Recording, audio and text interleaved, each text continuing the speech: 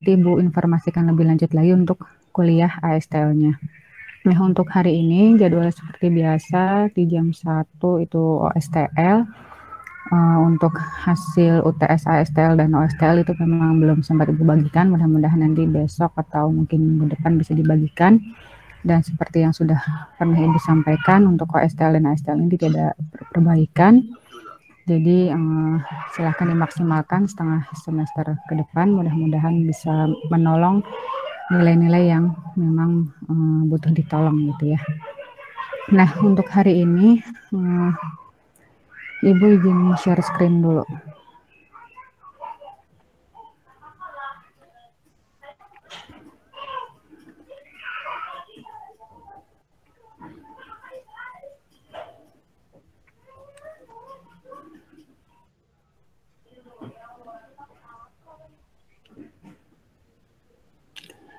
Oke ya, jadi untuk hari ini kita sudah masuk ke materi yang baru terkait operasi sistem tenaga listrik, dan mudah-mudahan bisa tuntas sampai nanti akhir semester.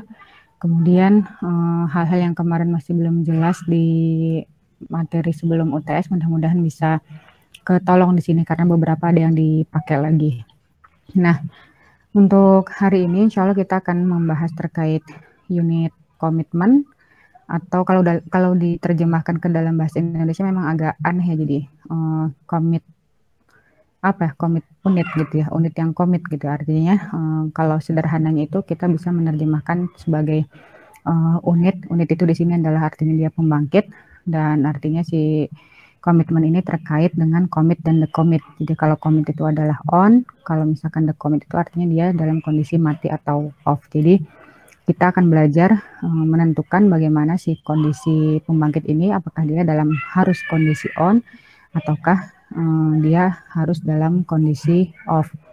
Mungkin nanti bisa sambil disiapkan alat tulisnya ya, karena memang mungkin ada yang butuh dicatat dan lain sebagainya dan butuh dihitung, jadi siapkan kalkulatornya. Jadi biar sama-sama menghitung kita agar tidak salah. Ibu memang sudah sempat menghitung nanti untuk yang contoh soal, tapi khawatir Ibu salah hitung, jadi silakan nanti sambil dikoreksi bersama.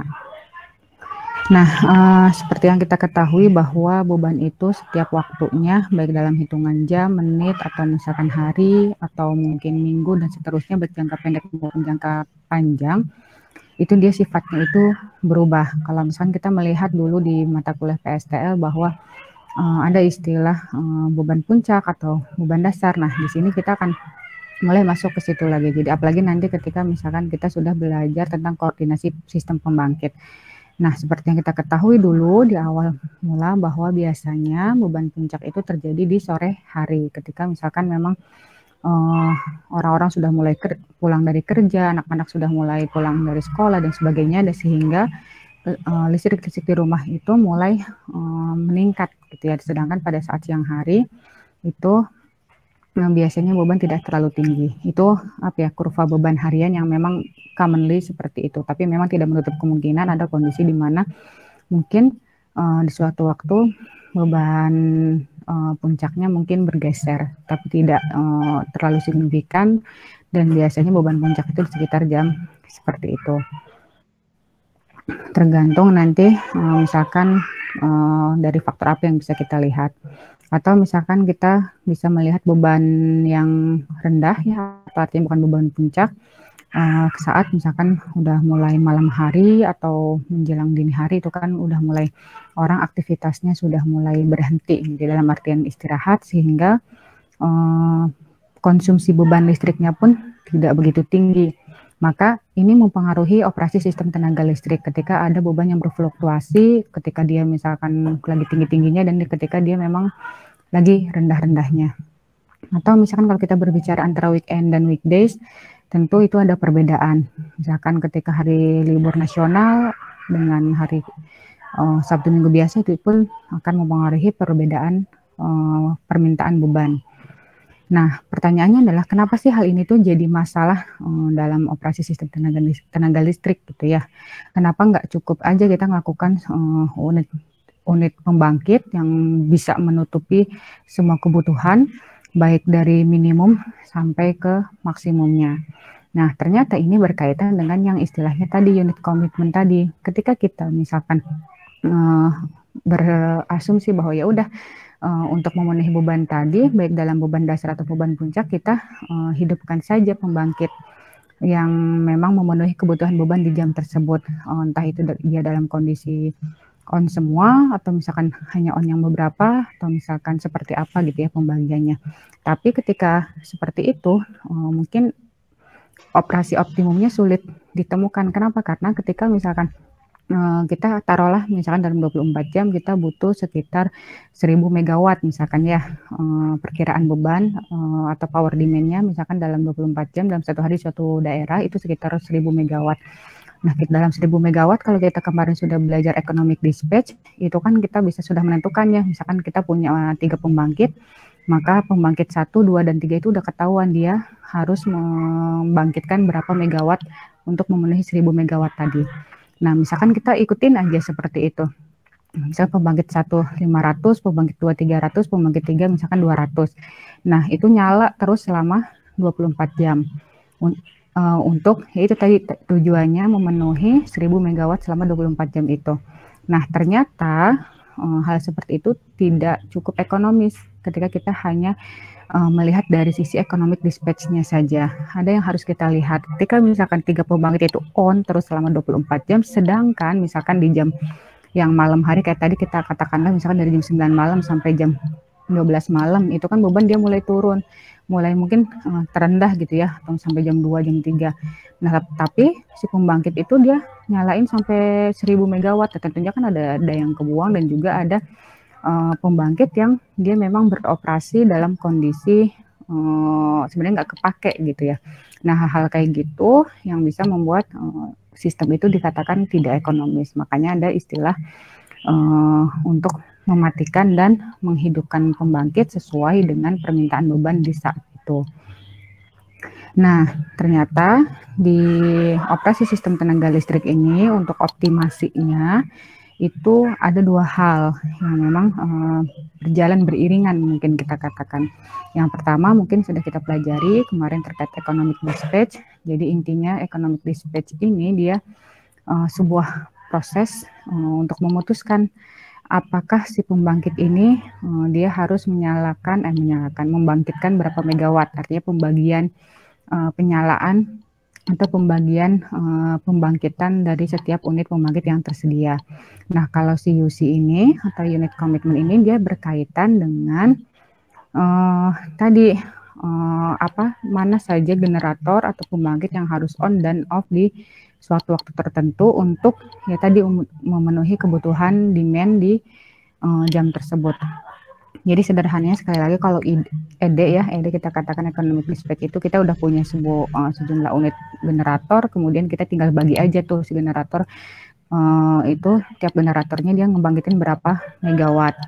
Tujuannya memang untuk operasi optimum atau ekonomis. Nah, tapi kalau CUC ini kita punya sejumlah generator juga, tapi kita tidak tahu nih mana yang harus kita on-kan atau off-kan untuk memenuhi kebutuhan daya atau kebutuhan beban di jam tersebut. Nah, jadi unit komitmen ini dia menentukan penjadwalan kapan si pembangkit itu harus mati, kapan si pembangkit itu harus on. Kalau misalkan harus on itu berapa lama, dan ketika on itu dia harus ngebangkitin berapa. Nah, di dalam unit komitmen itu baru ada namanya economic dispatch. Jadi economic dispatch itu adalah sebuah sub-problem mungkin ya kita katakan dari unit komitmen. Jadi setelah ditentukan misalkan dalam 1000 megawatt untuk kebutuhan 1000 megawatt kita sudah menentukan nih ternyata yang paling ekonomis, yang paling optimal itu adalah misalkan dari 3 pembangkit misalkan hanya nyala 2 pembangkit misal ya, setelah kita melakukan perhitungan hanya 2 pembangkit 1 dan pembangkit 3 misalkan yang harus on, ya udah berarti pembangkit 2 itu harus off. Nah, pembangkit 1 dan pembangkit 3 ini kita harus tentukan berapa sih daya yang harus dikeluarkan dari kedua pembangkit ini untuk memenuhi kebutuhan beban sebanyak 1000 megawatt tadi. Nah, si masalah unit komitmen ini dia memang masalah yang lumayan lebih rumit sebetulnya dibandingkan dengan economic dispatch. Jadi dia benar-benar banyak constraint yang harus dijaga dibandingkan dengan economic dispatch.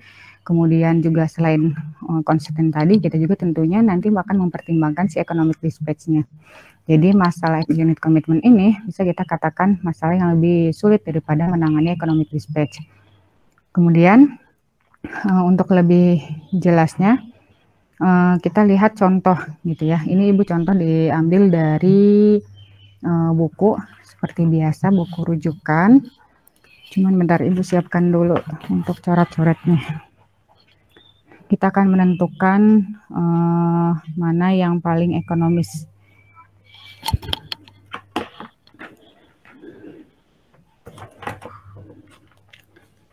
Oke. Kita biar kelihatan gimana ya. Jadi di soal itu diketahui ada sekitar 3 unit pembangkit ya.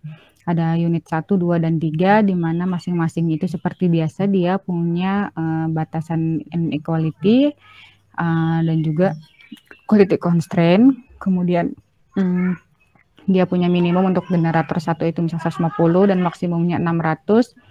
Kemudian unit 2 100 dan seterusnya. Kemudian kita lihat juga di sini biaya bahan bukan biaya ya, persamaan untuk ke setiap unit pembangkitnya. Jadi dari H1, H2 dan H3 persamaan biayanya, dan kita juga punya harga bahan bakar untuk setiap. Apa sayang? Boleh. Oh, kata abinya nggak boleh. Bahasanya aja tuh, boleh. Boleh tuh, Bi. Boleh sedikit aja, 2 aja. Sok. 2? Iya, 2 aja. Oke. Kemudian dia diminta ya di soal itu ditanyakan kebutuhan beban itu di saat adalah sebesar 550 megawatt dan ditanyakannya sebenarnya unit mana saja atau kombinasi yang seperti apakah yang harus kita lakukan untuk memenuhi 550 megawatt ini dengan syarat yang paling ekonomis. Jadi mungkin nanti bisa saja kita temukan banyak sekali kombinasi, tapi belum tentu dari setiap kombinasinya itu adalah ekonomis gitu ya. Kita lihat nanti dari harganya. Sekarang kita mungkin di sini tulis dulu datanya ya biar nggak bolak-balik.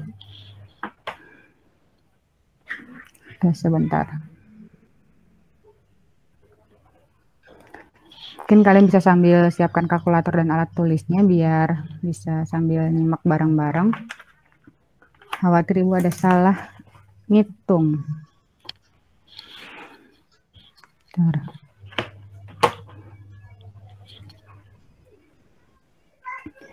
Kita buat mungkin gini dulu aja ya datanya, unit 1, 2, dan 3, kemudian ada juga minimum dan nilai maksimum dari setiap generatornya. Sini 600, ini Bu sudah catat di buku, jadi Bu langsung ngetikin di sini biar nggak bolak-balik sebetulnya ya, biar lebih efektif. Kemudian di sini 50 dan di sini 200. Kalian bisa sambil ngikutin ya biar nggak ketinggalan. Dan juga nilai ini biaya ininya incremental full cost-nya sebesar 510 ditambah 7,2 P1 ditambah 0,00142 P1 kuadrat. Kemudian generator yang keduanya sebesar ini 0,00194 2 kuadrat 8 ditambah 7,97 P3 ditambah 0,00482 P3 kuadrat, dan fuel cost-nya di sini sebesar 1,1, kemudian 1,0, di sini 1,2. Nah, pertama yang harus kita cari adalah apanya dulu, fungsi biaya bahan bakar ya, seperti biasa. F1 kalikan P1, seperti biasa, ini kita kalikan Ini setelah dikalikan, nanti kalian cek lagi ya, biar tidak terlalu panjang. Hasilnya adalah 561 ditambah 7,92 P1 ditambah 0,001562 P1 kuadrat. Kemudian untuk F2P2-nya kita punya 310 ditambah 7,85 P2 ditambah 0,00194 P2 kuadrat. Dan untuk F3-nya kita punya 93,6 ditambah 9,564 P3 ditambah 0,005784 P3 kuadrat.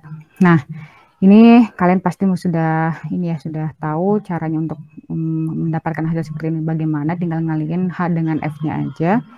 Kemudian sekarang kita mau mulai mencari kombinasi yang terbaik, itu adalah dengan cara mencari kombinasi itu rumusnya adalah, Ibu tidak tahu ya, sebetulnya di buku-buku itu jarang ada yang menyebutkan rumus ini, tapi dari beberapa jurnal saat Ibu mempelajari terkait ini economic dispatch ataupun UC, biasanya ada rumus yang seperti ini. Salah.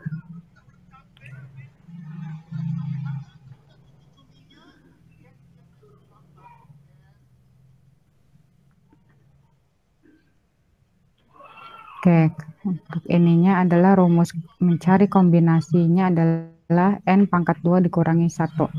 Jadi, kalau misalkan kita di sini punya sebanyak 3 generator, maka tinggal dimasukkan saja 3 kuadrat dikurangi 1, itu hasilnya 8 kombinasi. Kita lihat 8 kombinasi itu bagaimana aja kombinasi terbaiknya. Kita lihat di sini.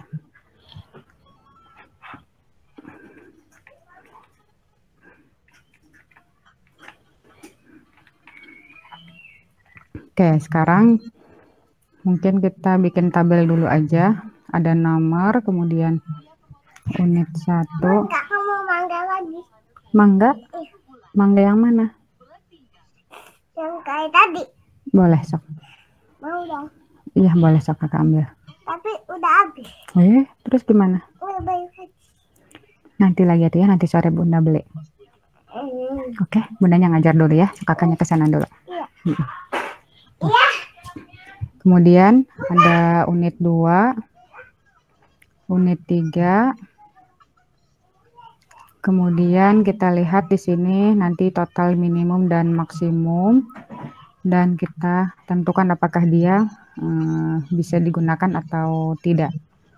Kita lihat yang pertama. Jadi dari yang tadi kalau kita lihat di sini kan kita akan mendapatkan 8 kombinasi.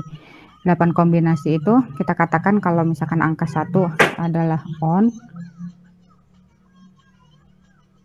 kalau misalkan angka 0 adalah off. Ya, jadi biar nggak panjang ting Ibu nulisnya.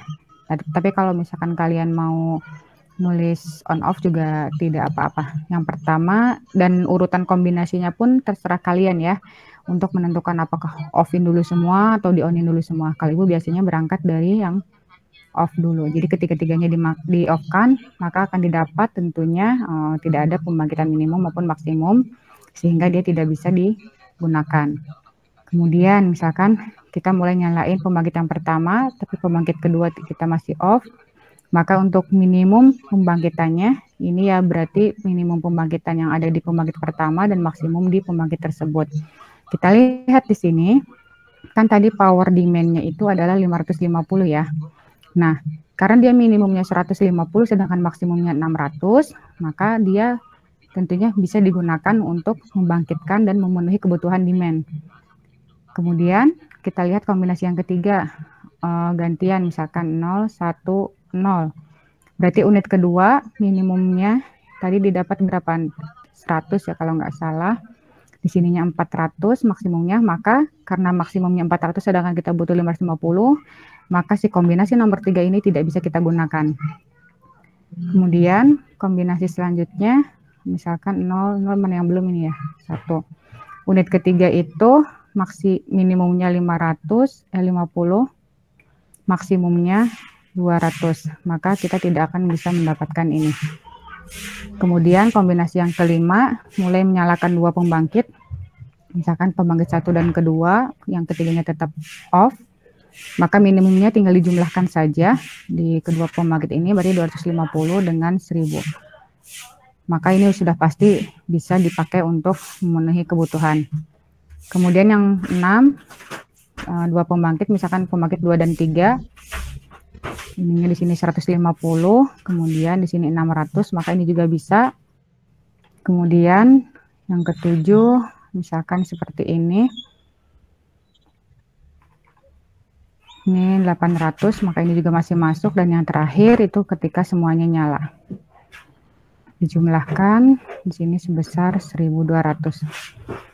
Nah, dari sini kita lihat bahwa kalau misalkan kalian baca di buku mungkin tidak tidak X atau checklist gini-gini ya, paling misalkan biasanya di buku-buku itu keterangannya itu misalkan ini yang bisa dinyalakan itu artinya visible, artinya bisa dilakukan, dan yang X ini biasanya diistilahkannya dengan invisible. Jadi dari ke-8 kombinasi ini yang memungkinkan untuk kita lakukan optimasi itu tidak semuanya. Jadi kita tidak usah capek-capek melakukan semua semua kombinasi ini kita hitung, tapi hanya hitung yang memungkinkan saja, yang visible saja. Berarti yang memungkinkan ini kita punya yang nomor 2, ya, yang nomor 2, kemudian nomor 5, nomor 6, nomor 7, dan nomor 8. Nah, jadi dari 5 inilah yang nantinya akan kita lakukan optimasi atau kita cari economic dispatch terbaik dari kelima kombinasi ini.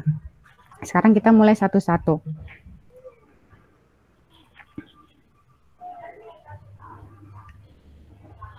Kita berangkat dari yang visible kan. Yang visible itu ya kombinasi yang ke berapa aja tadi? Yang pertama kombinasi 2, 5, 6, 7, 8. Kedua, ke-5, ke-6, ke-7, ke-8 ya. Sekarang kombinasi yang kedua dulu kita lihat. Jadi untuk kombinasi yang kedua, unit 1, 2, dan 3 katakanlah ya kita punya unit 1, 2, dan 3. Tadi yang kedua T apa yang on? Yang pertama ya. Oke, berarti ini on, ini off, ini off.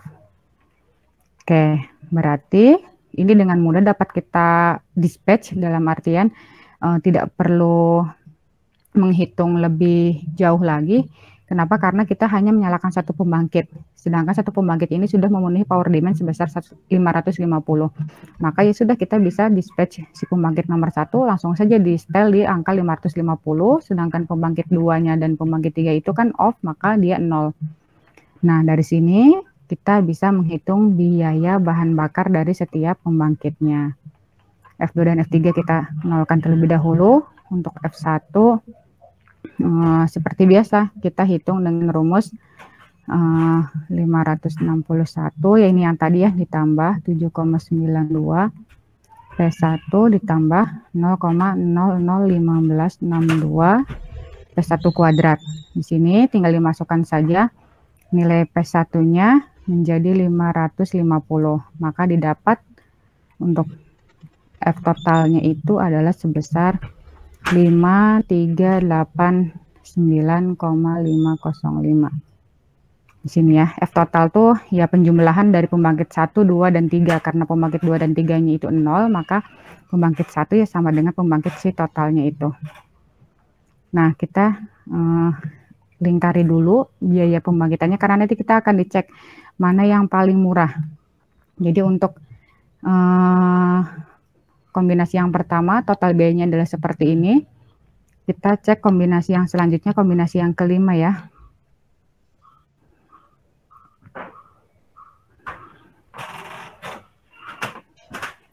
Jadi kombinasi yang kelima itu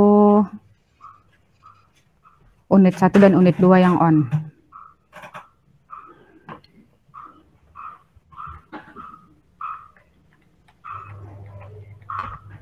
Di sini on, di sini juga on ya tadi ya, di sini off.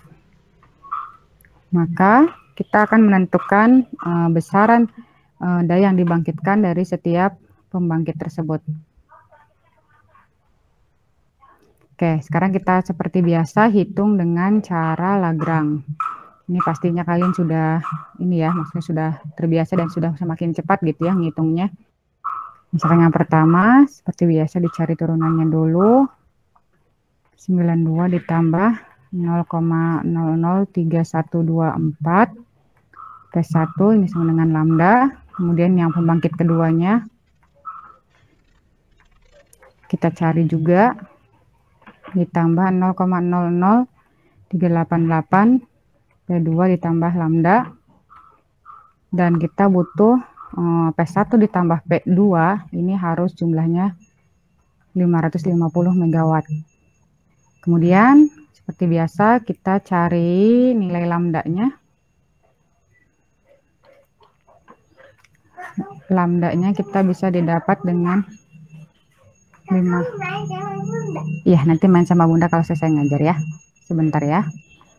550 ditambah 7,92 per 0,003124 ditambah 7,85 dibagi 0,00388 bagi 1 per 0,003124 ditambah 1 per 0,00388. Silakan kalian hitung dengan menggunakan kalkulator. Kalau ibu tidak salah menghitung, ini di buku memang tidak ada ya, jadi silakan kita sama-sama koreksi. Hasilnya itu sekitar 8,84060906 si lambdanya. Next, seperti biasa kalau udah dapat lambda, kita masukin ke sini ya, ke persamaan ini lagi. Selanjutnya aja berarti. Berarti kan do F1 per do P1 tadi 7,92 ditambah 0,003124 P1 sama dengan lambdanya kita dapat 8,84 sekian ya. Nanti kita dapat di sini nilai P1-nya kalau ibu tidak salah menghitung juga 294,6892 atau kita bisa bulatkan menjadi 295 megawatt. Kemudian untuk pembangkitan yang kedua, caranya masih sama. Di sini kita dapat P2-nya itu sebesar 255, berapa ya? 311613 kalau ibu dapat. Karena kita butuhnya 550 megawatt, maka bisa dibulatkan untuk kedua pembangkitan ini. Jadi yang P1-nya sebesar 295, kemudian P2-nya sebesar 255 megawatt. Nah, sebentar ya nak ya. Sebentar sok. Siapin aja.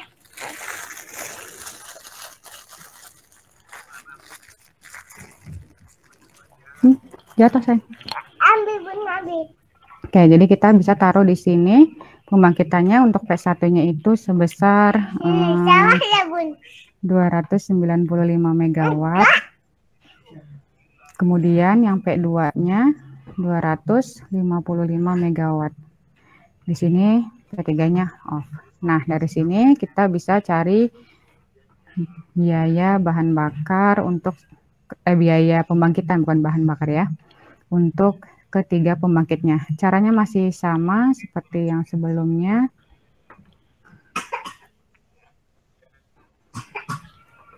Berarti kan F1 561 ditambah 7,92 P1 ditambah 0,001562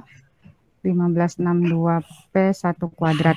P1-nya kita ganti dengan 295, maka nanti ini didapat biayanya sebesar 3033,33305 untuk F1. Kemudian untuk F2 kita juga tetap masukkan sebesar 310 ditambah 7,82 P2 ditambah 0,00194 P2 kuadrat. P2-nya jangan lupa kita ganti dengan angka 255.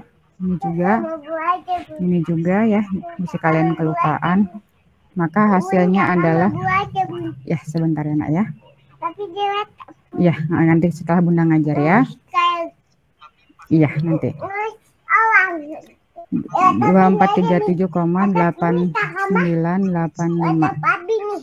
Oke, kita sekarang masukkan angka ini ke yang ini ya. Berarti F1-nya tadi berapa? 3033.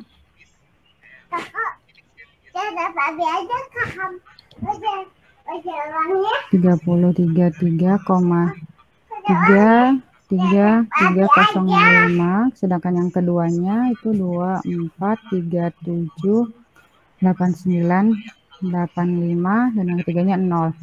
Maka nanti kita bisa dapat dari sini F total. F totalnya kita dapat, dijumlahkan aja ya. F1 ditambah F2 sama dengan 5471,23155. Oke ya, kita bulatin dulu untuk biaya totalnya dari kombinasi yang kedua. Jadi yang tadi kita udah dapat yang pertama yang ini ya.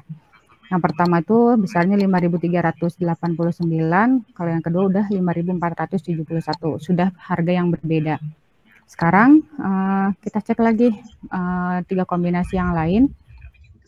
Kombinasi yang berapa yang belum? Berarti kombinasi 6 ya. Kombinasi 6 itu unit 2 dan unit 3. Kombinasi 6. Yang kayak tadi Bunda. Iya, nanti ya nak ya. Kakak lihat apa Abi aja nih. Bisa nggak lihat apa Abi? Bisa. Kombinasi 6 kita lihat untuk 1, 2, 3. Cobain kakak menyapa dulu. Yang kayak Bunda itu. Ya, sebentar kan lagi dipakai ya ininya ya. Tunggu ya. Kakaknya sebelah sini aja nih. Oke. P2-nya kita belum ketahui dan P3-nya nanti kita cari juga. Oke, ini seperti biasa ya. Silahkan dilanjut. Langkah-langkahnya itu sama. Berarti DF 2 per do P2, kemudian nyari do F3 per, sebentar nak, do P3, maka nanti kalian akan dapat lambda. Lambdanya itu kalau ibu hitung di sini dapatnya sebesar 9,87 85 1059. Nanti kalian masukkan dan nanti kita dapat di sini sebesar P2-nya itu 522,812008. Kemudian untuk P3-nya ini kita dapat sebesar 36,63999601. Nah, dari sini kita lihat unit pembangkitan yang kedua dan yang kedua ya, kita lihat yang kedua itu kita dapatnya 522. Sedangkan kalau misalkan kalian lihat di batas generator yang pembangkit yang kedua itu hanya maksimum berapa tadi di sini? Nih, pembangkit yang kedua itu dari 100 sampai 400, sedangkan kita dapat tadi 500-an. Maka seperti biasa yang kita gunakan adalah nilai maksimumnya, karena dia sudah melebihi batas. Kakaknya diam dulu nak. Sudah melebihi batas. Jadi untuk P2 ini kita setting di nilai maksimumnya, yaitu sebesar 400 megawatt. Nah, karena di P2-nya sudah 400, kita kurang sekitar 150 lagi, ya berarti sudah otomatis untuk P3-nya ini nanti akan ngebangkitin sebesar 150 megawatt. Kita bisa masukin di sini ini 400, di sini 150 misalkan ya.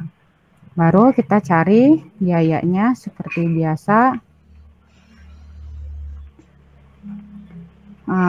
Masukin ke fungsi biaya ya, tinggal F1 kan kosong ya, tidak ada, berarti langsung ke F2. Ini kalau Ibu tidak salah dapatnya sebesar 3760,4 dan F3-nya sebesar 1658,34. Maka kalau kalian mau mencari F total, tinggal dijumlahkan. Berarti sebesar 5418,74. Ini total untuk pembiayaan di kombinasi yang ke-6, di mana unit 1 yang off, hanya unit 2 dan 3 yang nyala. Oke ya, nih kita punya 5.400. Nanti kita list mana yang paling ekonomis. Setelah kombinasi ke-6, selanjutnya adalah kombinasi ke-7. Oke, kita cek lagi kombinasi ke-7. Caranya masih sama ya, mungkin akan membosankan gitu ya menghitung seperti ini karena memang kayak gitu terus bolak-balik. Jadi untuk kombinasi ke-7 itu unit 1, 2, 3. Taruh dulu, kakaknya geser dulu, Nak. Iya, nanti tunggu dulu.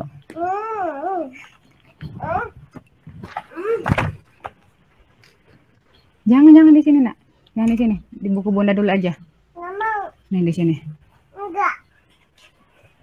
Oke ya, kita lihat di sini untuk unit 1-nya itu dia on, unit keduanya off, dan unit ketiganya on. Ini untuk kombinasi ke-7. Jadi nanti kalian harus punya datanya ya, biar nggak bolak-balik. Kalau Ibu ini sampai bolak-balik pas ngerjain, karena nggak di-list dengan baik mungkin ya. Nah, kita lanjut. Seperti biasa, nyari do F1 per do P1, kemudian nyari do F3 per do P3, maka didapat lambdanya ini, untuk yang ini adalah sebesar 9,622,42263. Kemudian kita masukin ke sini, didapat P1-nya sebesar berapa nih? 544,949625. Kemudian masuk ke P3, dapatnya 50,50365566. Nah, sekarang kita nemu masalah lagi seperti tadi. Kalau tadi itu melebihi maksimum, nah kalau ini berkaitan dengan minimumnya. Jadi si P3 ini, kalau kalian lihat P3 itu dia dari rentang P3 ya, 50 minimumnya, maksimumnya 200. Jadi minimum bangetnya itu harus 50 ngebangkitin, sedangkan dari perhitungan kita ngelebihin dari 50. Maka kalau udah kayak gini, kita state aja langsung di sini. P3-nya kita pakai yang paling minimum, yaitu 50. Kemudian P1-nya kita di 500. Berarti ya di sini. P3 50. Ini seperti biasa, hitung lagi silahkan. Ibu langsung masukkan angkanya saja. Di sini 4911,5 dan yang di F3-nya itu 586,26. Maka untuk mencari F total dapatnya 5497,76. Ini untuk kombinasi yang ke-7. Oke, sekarang kita lihat kombinasi terakhir ya. Satu lagi. Di kombinasi terakhir itu, di kombinasi ke-8, kita punya 3 unit pembangkit. Kemudian ketiga-tiganya adalah on, seperti yang pernah kita lakukan dulu saat economic dispatch. Jadi ini akan dengan mudah kalian langsung lakukan. Cari do F1, do P1, kemudian do F2, do P2, do F3, dan do P3. Tiga-tiganya dicari dengan total demand-nya masih tetap 550, maka didapat lambdanya itu sebesar 8,9347458. 45 gimana sih, 58 ya, kurang ya. Nah, dari sini kita dapat P1 sebesar 324,822529, P2-nya sebesar 279,573603 dan P3-nya sebesar minus 543,961129.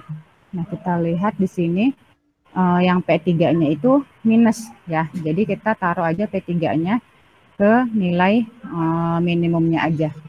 Karena nggak mungkin membangkitkan minus gitu ya. Jadi kita taruh di sini minimumnya 50, maka tinggal sisa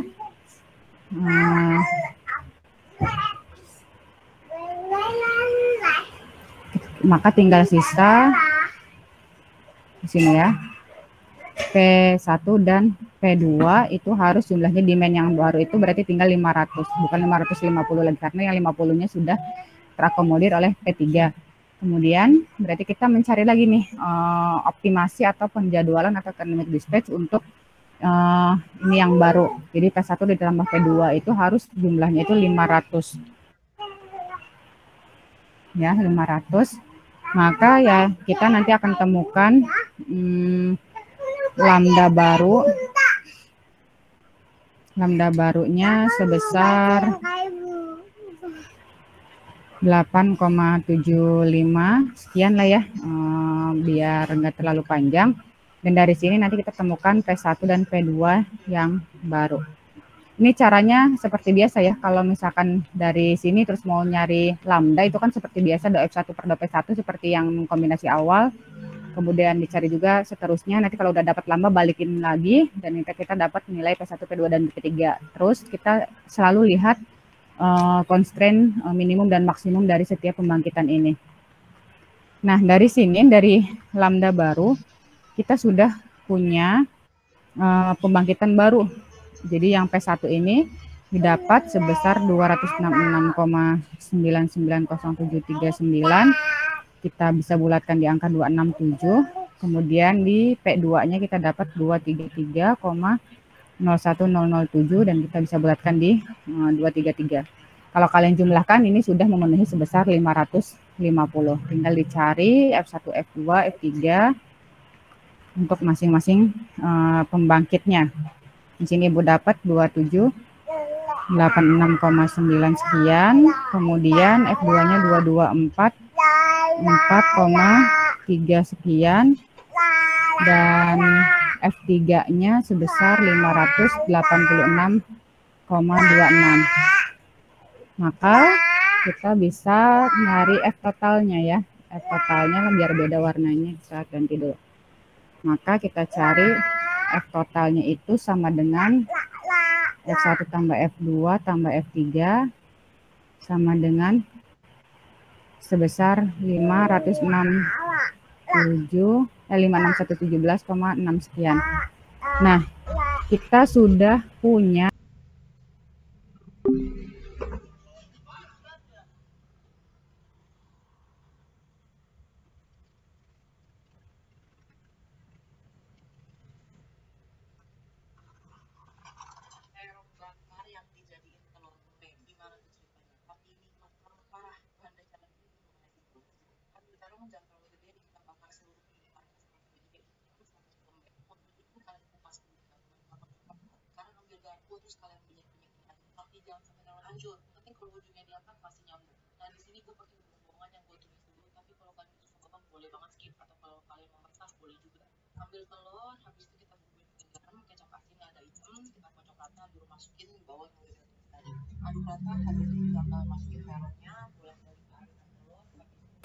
ini udah end dari tadi, Kak.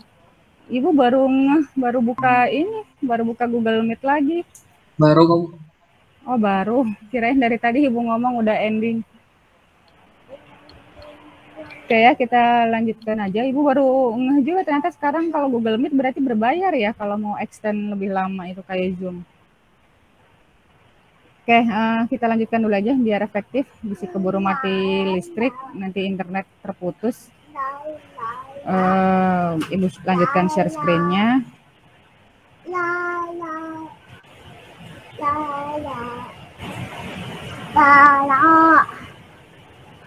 Oke ya, kita lanjutkan. Jadi tadi kombinasi terakhir sudah kita dapatkan. Jadi ada 3 unit pembangkit, unit 1, 2, dan 3, 3-3-nya on.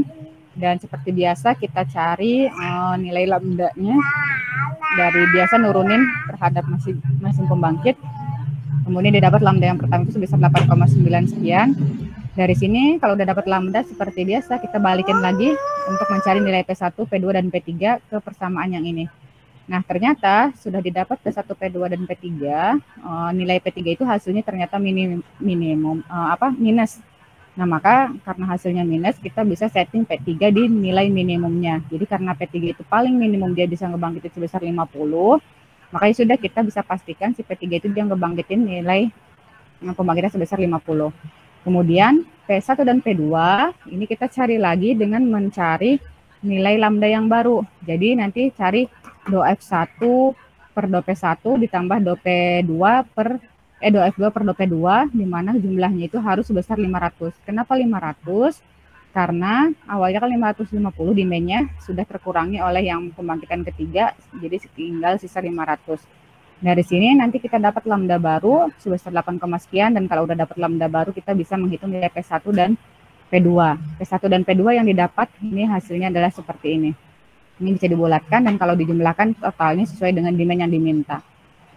Kemudian kalau udah ketemu nilai dari setiap pembangkitnya, maka kita bisa menghitung biaya pembangkitan. F1-nya sebesar 2.700-an, kemudian F2-nya 2.200, dan F3-nya sebesar 586. Maka didapat biaya pembangkitan total dari ketiga pembangkit ini sebesar 5.617 untuk kombinasi yang ke-8. Nah, sekarang kita lihat hasil rekapannya. Jadi tadi kita sudah menghitung ada sekitar 5 pembangkit yang oke gitu ya. Kita lihat di sini. Ini adalah rekapan yang tadi. Jadi ini yang kalian dapat di buku, kalau misalkan membaca pasti langsung ke sini. Nah, untuk bisa menentukan angka-angka ini ya caranya seperti tadi. Jadi seperti yang kita bahas tadi, ada 3 kombinasi yang tidak mungkin kita lakukan karena dia tidak memenuhi kebutuhan demand. Jadi power demand-nya tidak terpenuhi. Jadi 3 kombinasi ini tidak usah kita hitung. Yang kita hitung adalah yang visible saja. Nah, yang visible ini ada 5 kombinasi. Mulai dari inilah ya, mungkin urutannya tidak masalah, berbeda pun. Kalau misalnya nanti kalian membuat berbeda juga tidak masalah. Yang jelas langkah-langkahnya seperti tadi gitu ya. Jadi dari beberapa kombinasi ini kita sudah temukan nih P1, P2, dan P3-nya untuk setiap kombinasi, bahkan harganya juga sudah kita temukan dan total biaya pembangkitannya. Nah, dari sini kita sudah bisa melihat mana sih yang paling murah, yang paling ekonomis. Kalau kita lihat di sini yang paling ekonomis ini adalah yang ini kan. Yang ini sudah 5.400, 5.400, 5.400, ini 5.600. Makanya paling murah adalah yang 5.300. Nah, 5.300 ini ternyata didapat dari ini kombinasi yang ini. Ternyata untuk memenuhi kebutuhan sebesar 550 megawatt itu kita cukup menyalakan atau cukup membangkitkan daya hanya dari 1 pembangkit, dan pembangkit yang dimaksud itu adalah pembangkit nomor 1. Jadi misalkan di jam tersebut gitu ya kita butuh 550 megawatt, maka pembangkit 1 saja yang boleh nyala. Pembangkit kedua dan ketiga ini dia harus dalam kondisi off, tidak boleh nyala. Dan ketika sudah on yang kondisi pertama ini, yang pembangkit pertama ini, maka dia harus membangkitkan daya sebesar 550 megawatt. Inilah yang dinamakan unit komitmen. Jadi kita menentukan jadwal pembangkit kapan dia off dan kapan dia on, kemudian kita cari kombinasi terbaiknya agar daya yang dibutuhkan oleh konsumen itu terpenuhi, tapi tetap dengan memperhatikan harga yang paling ekonomis. Sampai sini dulu ada yang mau ditanyakan nggak sebelum kita lanjut?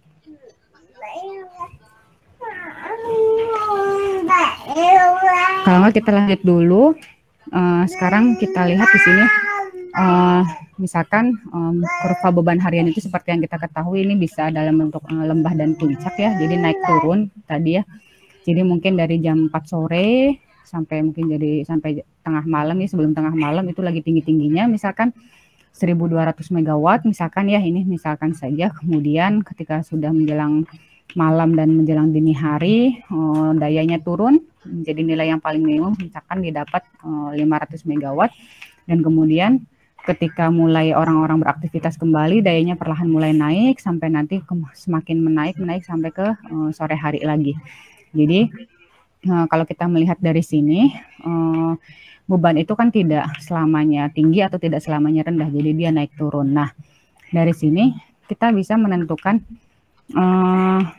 apa ya, dari yang tadi gitu ya, kan pasti kalau tadi Mas cuman menentukan di angka 550 megawattnya doang kan ya, ketika bebannya itu diminta sebesar 550. Nah, bagaimana kondisinya selama 24 jam, misalkan di sini ya dari jam 4 sore ke jam 4 sore lagi, daya yang adanya juga berubah-ubah, kisarannya dari 500 hingga 1200, itu apa yang harus kita lakukan?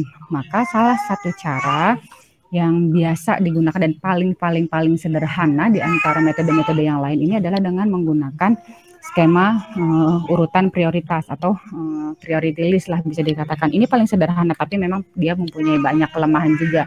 Tapi untuk pembelajaran biasanya skema ini yang paling mudah untuk dipahami. Baru nanti ketika sudah lebih advance, metode-metode lain dikembangkan, baik itu metode yang benar-benar matematis, kemudian yang berkaitan dengan AI, dan mungkin sekarang tambah metode-metode yang terbaru lagi ini gitu ya.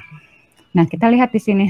Jadi di contoh yang selanjutnya, kita pengen tahu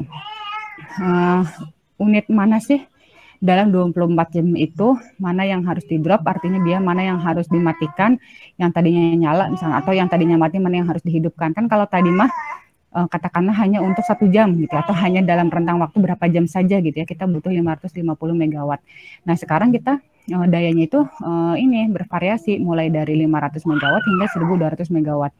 Nah, maka tentunya ketika misalkan ada di kondisi ini, misalkannya dayanya sekitar 600 atau 800, mungkin tidak banyak pembangkit yang perlu kita nyalakan, atau misalkan ketika 1200 apa yang harus kita lakukan, atau ketika nanti turun di angka 500 berarti ada yang harus dimatikan kan pembangkitnya. Nah, ini akan kita lakukan untuk membuat list prioritas mana saja yang harus kita matikan dan mana yang harus kita nyalakan.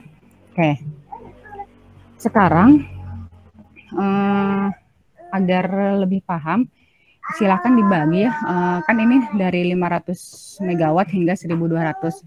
Kalau di buku itu dia tahapannya per 50 megawatt. Jadi dari 500, kemudian 550, kemudian berapa tuh? 600 dan seterusnya. Jadi silakan dibagi satu, berarti ada berapa ya, dari 500 hingga 1200 itu, kecuali yang 550 ya, 550 sudah kita hitung kan tadi ya, udah dapat apa namanya, udah dapat kombinasinya, berarti kita bisa skip. Berarti kita mulai dari 500 misalkan, kemudian 600, 650, ntar Ibu hitung dulu berapa orang berarti ya. 900, 950, 1000, 1050, 1100, 1150, 1200. 1, 2, 3, 4, 5, 6, 7, 8, 9, 10, 11, 12, 13, 14. Oke, jadi di sini ada 14 permintaan beban. Kalau kita lihat dari sini ya, dari mulai 500 hingga 1200 dengan intervalnya sebesar 50 megawatt. Jadi ada sebanyak 1400 permintaan.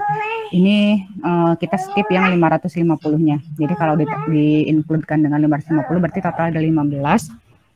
Tapi karena kita sudah menghitung tadi yang kombinasi terbaik untuk beban 550, ya sudah, maka kita hanya menghitung untuk sisanya saja. Jadi silahkan bagi berapa ya, bentar. Ini ada 14 ya. Bagi per kelompoknya 2 orang. 2 orang, 3 orang bisa ya. 1, 2, 3, 4, 5, 6, 7.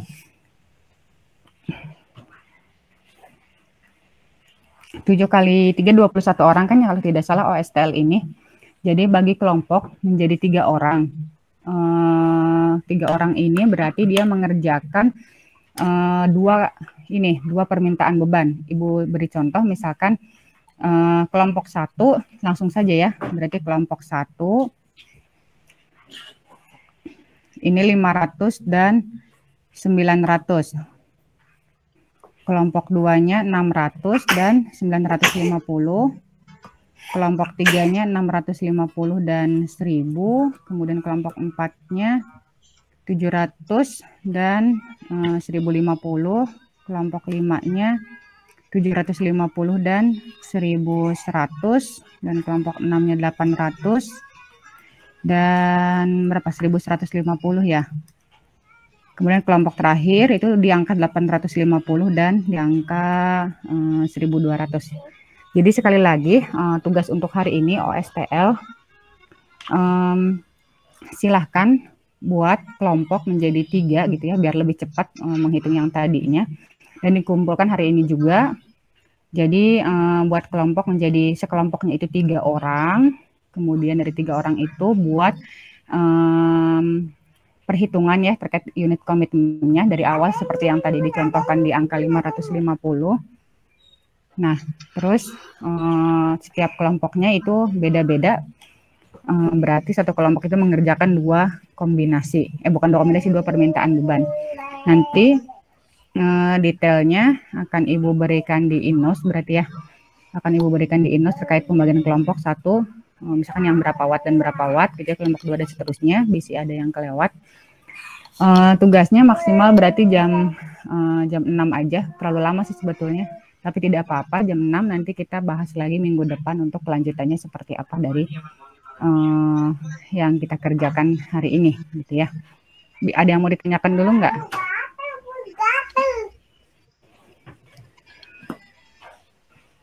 Yang mau ditanyakan, apakah sudah bisa dimengerti? Bu, izin bertanya. Gimana? Kan tadi itu kan misalkan ada 3 generator, berarti itu kan kita mencari 8 menggunakan rumus n kuadrat min 1. Betul. Berarti kan kalau jumlah setiap generator berbeda, berarti berbeda juga unit pembangkitan hitung gitu. Nah Bu, pertanyaan saya tuh, kan ini intinya mencari harga yang paling murah dengan daya yang sesuai dengan yang dibutuhkan. Kan kalau misalkan tadi yang saya lihat itu dengan daya 550 megawatt itu 1 unit pun cukup gitu. Dan itu harganya paling rendah gitu daripada misalkan ada 2 unit ataupun sampai 3 unit gitu, harganya lebih mahal gitu. Nah Bu, kalau misalkan begitu konsepannya, kenapa kita nggak mencari dengan unit pembangkit yang paling sedikit aja Bu gitu. Jadi karena kita pertama, kan nggak perlu mencari yang banyak gitu Bu. Pertama, nggak semuanya yang paling sedikit itu paling ekonomis. Karena mungkin saja di kondisi ini, di case ini yang paling sedikit itu yang paling ekonomis. Tapi di case lain bisa saja ketiga unit pembangkit itu ternyata ketika misalkan 3-3-nya di-on-kan dia yang paling ekonomis. Itulah kenapa kita tidak pernah tahu yang paling ekonomis itu yang mana. Makanya harus dihitung mana yang visibelnya. Jadi tidak ada jaminan semakin sedikit pembangkit dia semakin ekonomis. Nggak ada. Gitu. Baik Bu. Oke. Ada lagi?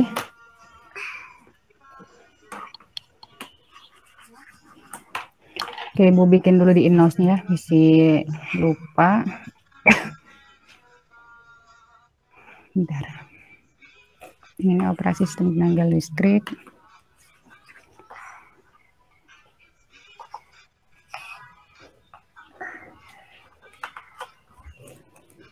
Sebentar, ini pertemuan ke berapa? Ke-9 atau ke-10 ini teh? Ke-9 ya?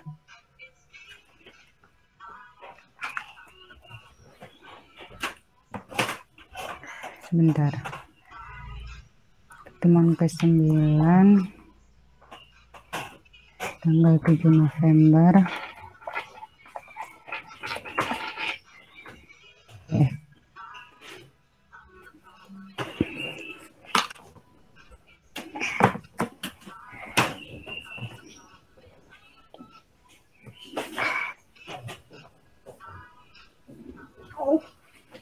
Pertemuan ke-9.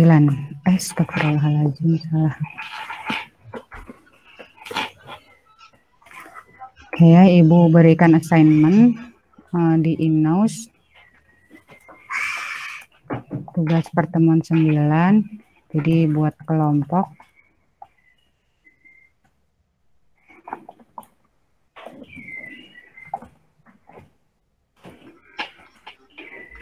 kerjakan unit komitmen untuk setiap kondisi berikut.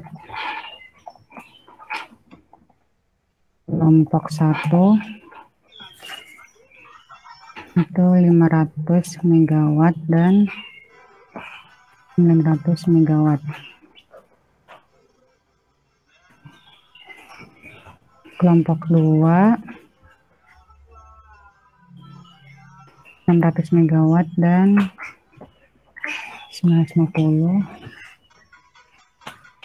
Kelompok 3 650 dan 1000. Kelompok 4 700 dan 1050. 750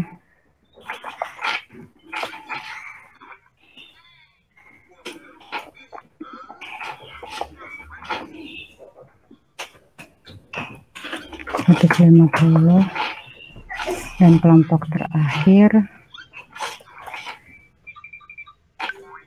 850 dan 1200 ya.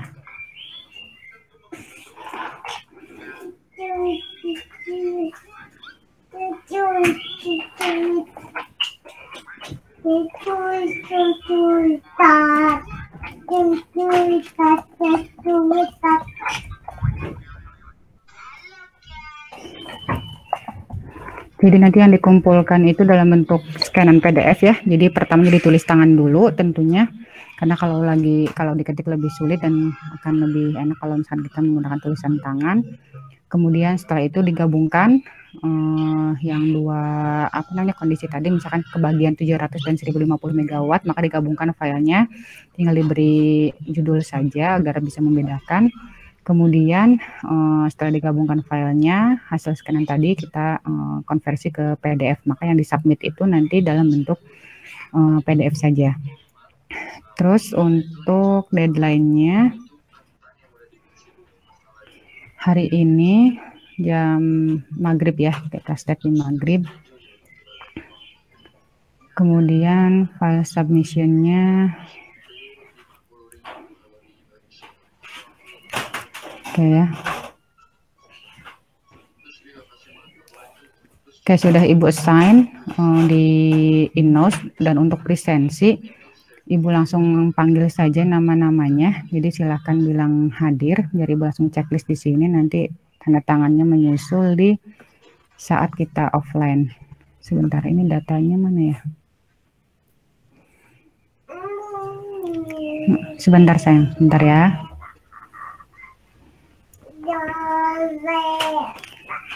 Oke, OSTL tanggal 7 November. Yasin ada? Hadir, Bu. Oke, Ahmad? Ahmad ada? Hadir, Bu. Oke, Aldi? Hadir, Bu. Alif? Hadir, Bu. Aul? Catur? Hadir, Bu. Fadli? Ada Fadli? Ada, Bu. Oke, Ferry? Hadir, Bu. Oke, Hafiz? Hadir, Bu. Iqbal? Hadir, Bu. Oke, Lirin? Hadir, Bu. Maulana? Hadir, Bu. Oke, Rafli? Hadir, Bu. Raka? Hadir, Bu. Rangga? Hadir, Bu. Rifki? Hadir, Bu. Rizky? Hadir, Bu. Sahal? Sahal ada Sahal? Ada Bu, HP-nya udah keluar mute-nya Bu. Oke, siap. Yun, Pak. Hadir Bu. Gimana kalian teh? Zaki. Hadir Bu. Zul. Hadir Bu, hadir. Oke, siap. Alhamdulillah hadir semua ya. Berarti nanti tinggal tanda tangan aja pas nanti kita giliran offline. Oke, mungkin untuk meet hari ini seperti itu dulu. Nanti akan Ibu share juga terkait hasil pembahasan yang tadi ya. P9 OSTL. Ibu share di Google di Inbox juga sekalian, ya nanti bisa diunduh oleh kalian. Ibu akhiri, kurang lebihnya Ibu mohon maaf, terima kasih sekali lagi. Subhanakallahumma wa bihamdika asyhadu an la ilaha illa anta astaghfiruka wa atubu ilaik. Assalamualaikum warahmatullahi wabarakatuh.